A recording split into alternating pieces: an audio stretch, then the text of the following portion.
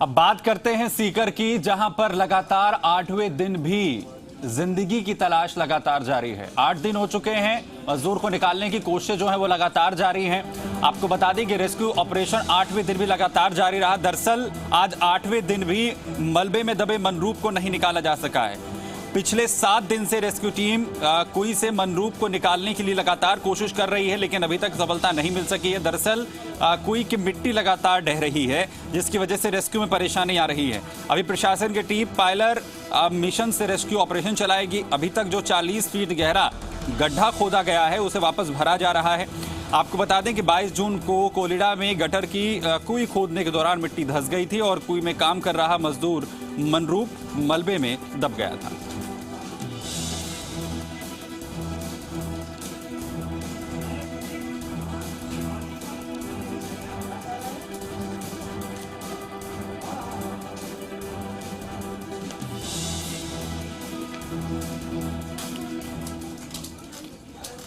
अशोक शेखावत जी media संवाददाता खबर पर जानकारी के साथ जुड़ रहे हैं। अशोक, फिलहाल क्या स्थिति है, कहां तक ये ऑपरेशन पहुंचता हुआ दिख रहा है?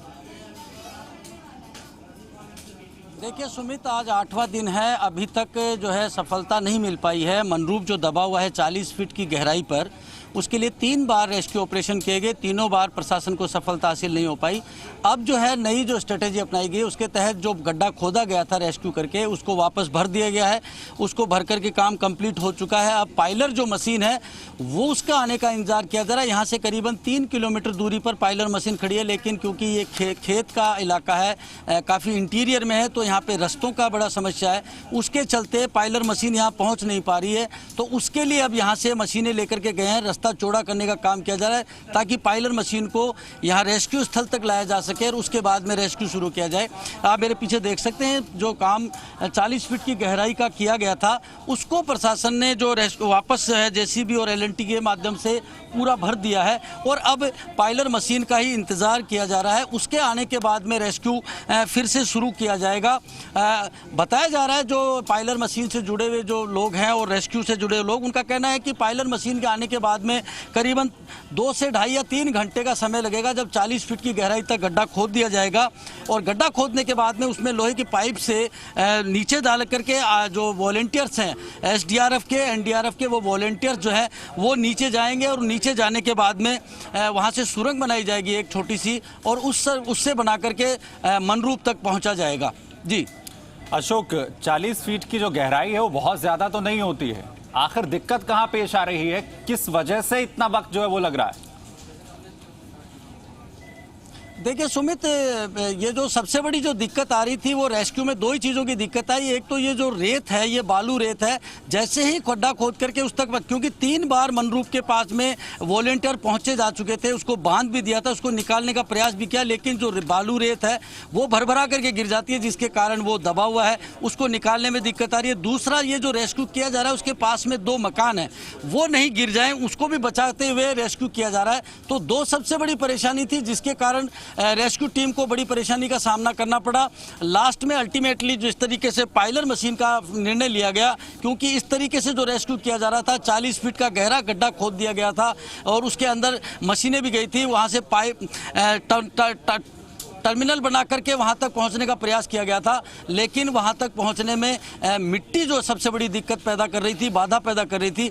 ऐसे में फिर लास्ट में अल्टीमेटली जो निर्णय लिया गया, क्योंकि आर्मी की टीम यहां पहुंच चुकी है, एनडीआरएफ की टीम पहुंच चुकी है, एसडीआरएफ पहुंच चुकी है और सिविल डिफेंस की टीम, यहाँ सारी टीमें यहाँ पहुंची हुई हैं, और उन्होंने लास्ट में निर्णय लिया कि जो मशीन है उसी को बनाया जाए, पायलर मशीन को, और उसी के माध्यम से ये जो है इसको रेस्क्यू को अंजाम दिया जा सकेगा, इसके बाद ही निकाला जा सकेगा। तो करीबन मशीन यहां पहुंचने के बाद में उसको 1.5 से 2 घंटे यहां पे एस्टैब्लिश करने में लगेगा और उसके बाद में रेस्क्यू शुरू किया जाएगा। तो संभवतः 5 से 7 घंटे का समय और लग सकता है। जी अशोक, जो परिजन है मजदूर के, उनका क्या कहना है, क्या उनसे आपकी बातचीत हो पाई है? बिल्कुल सुमित, उनके जो बेटे थे विक्रम, उनसे मेरी बात हुई थी, उनके मामा हैं उनसे मेरी बात हुई, उनके साले हैं उनसे मेरी बात हुई है।